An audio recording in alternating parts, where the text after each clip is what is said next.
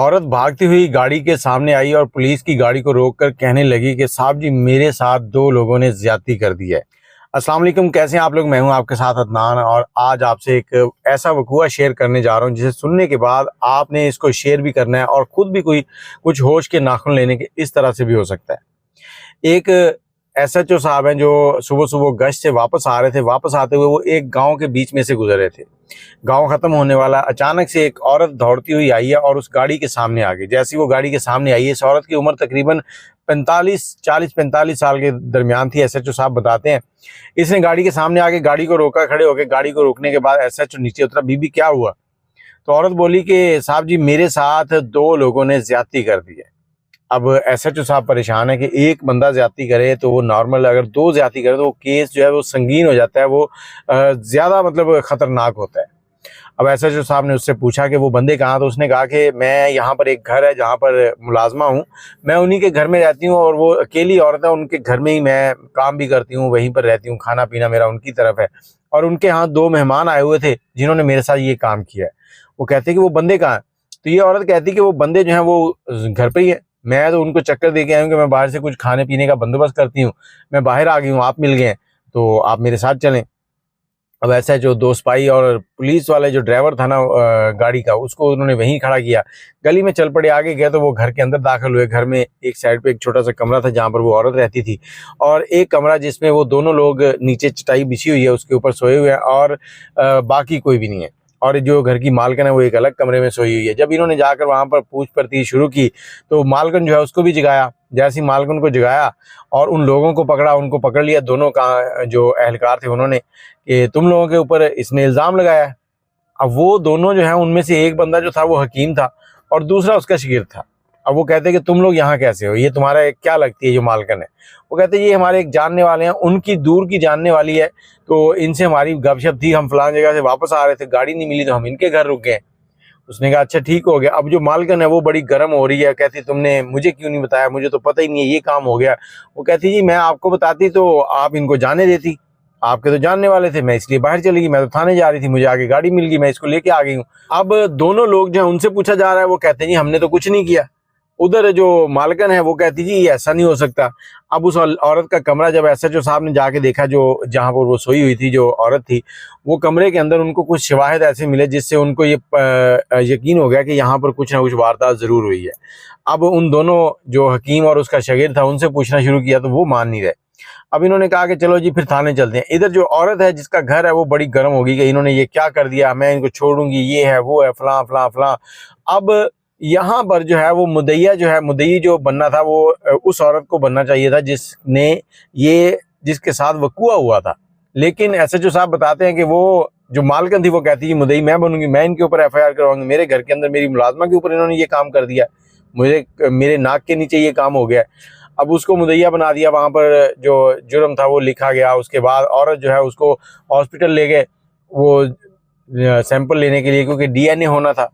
और उधर जो दूसरे लोग थे उनके घर भी इतला हो चुकी थी हकीम के कि आपके बंदा जो है उसने ये काम कर दिया है। तो वो फैमिली जो है वो भी पहुंच गई। अब फैमिली भी कहे कि ऐसा नहीं हो सकता, ये बंदे ऐसे नहीं है, उधर वो भी कहें कि हमने ऐसा नहीं किया। इधर जो है वो डीएनए के लिए सैंपल देने चले गए और सैंपल देने के बाद वो वापस थाने आए हैं। अब दोनों पार्टियां बैठी हुई हैं, बहस हो रही है कि ये हुआ वो हुआ। इधर एसएचओ जो है वो दोनों जो मुजरिम थे उनके पास आया, उसने कहा जी देखो उसके सैंपल हो गए, सुबह मैंने तुम लोगों को सैंपल के लिए लेके जाना है, पहले तुम्हारा चालान पेश करूंगा, उसके बाद तुम्हें सैंपल के लिए लेके जाऊंगा। ये दौर है और ऐसे पता चलेगा कि तुमने ये काम किया है या नहीं किया। अगर तुम लोग मुझे सच बताओगे तो हो सकता है मैं तुम्हारे लिए कोई आसान रास्ता निकाल सकूं। अब उनमें से एक बंदा बोला कि जी हमने ये किया है। कैसे किया है जी, ये रजामंदी से हुआ, उसकी रजामंदी थी, उसकी रजामंदी थी। अब औरत जो है उसने इल्जाम लगाया हुआ है। इधर उन्होंने कहा कि हमारे जो पीछे वारिस आए ना उनको आपने नहीं बताना।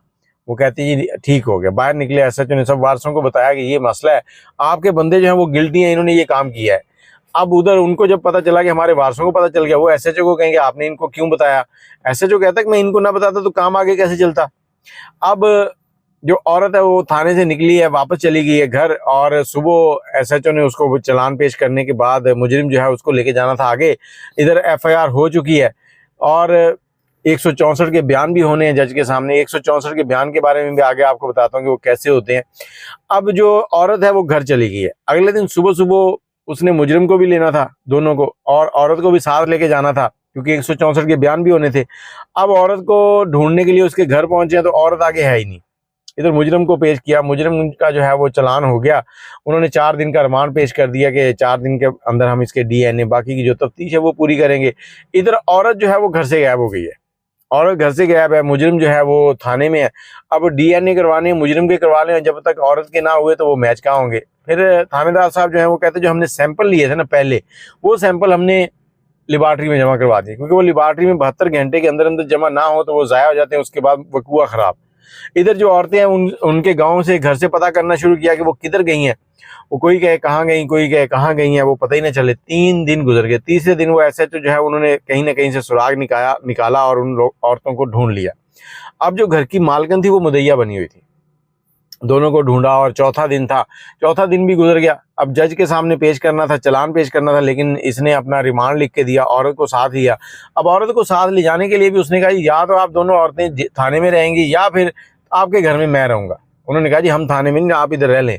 अब जो SHO था उसने क्या किया कि एक कांस्टेबल और एक लेडीज एहलकार जो है वो घर में छोड़े, क्योंकि अकेला कांस्टेबल छोड़ते तो हो सकता है अगले दिन उसके ऊपर भी वकूआ होता कि इसने भी ये काम कर दिया है।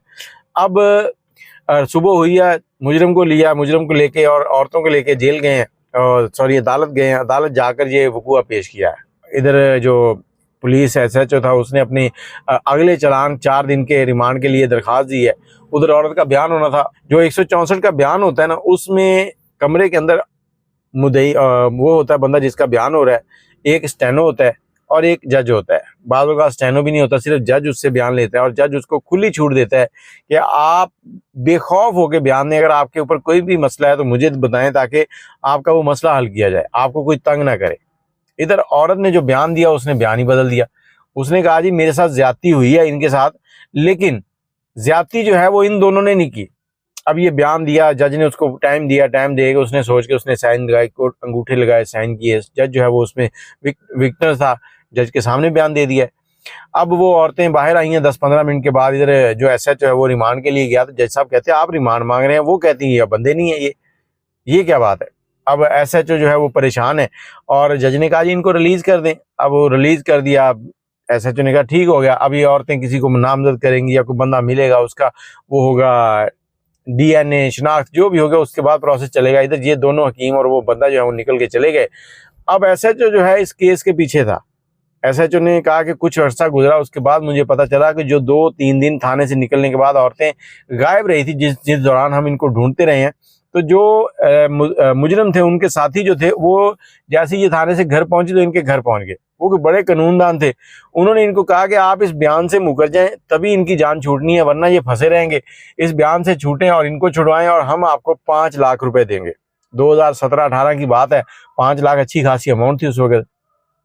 5 लाख लेकर इन दोनों औरतों ने इन दोनों मर्दों को छोड़ा और उसके बाद वो घर चले गए और ये केस जो है वो रफा दफा हो गया। कोई बाद में मामला चल नहीं, क्योंकि असल मुजरिम तो यही थे दोनों। लेकिन वो बाद में SHO कहता है कि जब मैंने इस केस को और छानबीन किया तो मुझे पता चला कि जो दोनों औरतें थीं उन्होंने इनको हनी ट्रैप किया था। हनी ट्रैप करके इनको उन्होंने बुलाया, इनके साथ जो भी मामला थे वो हुए और अगली सुबह फिर उनके ऊपर ये मुद्दा डाल दिया ताकि इनसे पैसे बटोरे जाएं। वो इनके जानने वाले नहीं थे। अब ये कहानी आपको सुनाने का मकसद ये है कि अगर आपको भी कोई इस तरह से लड़की की किसी की कॉल आती, जैसे कच्चे के डाकू समझते हैं हम लोग, तो ये पक्के के डाकू भी ऐसे ही हैं। औरतें उन मर्दों को घर बुलाती हैं, घर बुला के इस तरह के वकूए डालती हैं और उसके बाद फिर पैसा बटोरती हैं और फिर उनकी इज्जत भी नीलाम हो जाती, पैसा भी चला जाता है, मुंह दिखाने के किसी को काबिल नहीं रहते। तो ऐसी चीज़ों से बचें। ये एक छोटी सी नसीहत है आपको। कहानी सुनाने का मकसद ये है कि इस तरह के केस भी आते हैं थाने कचहरी में और लोग इस तरह से चालाकियां भी करते हैं।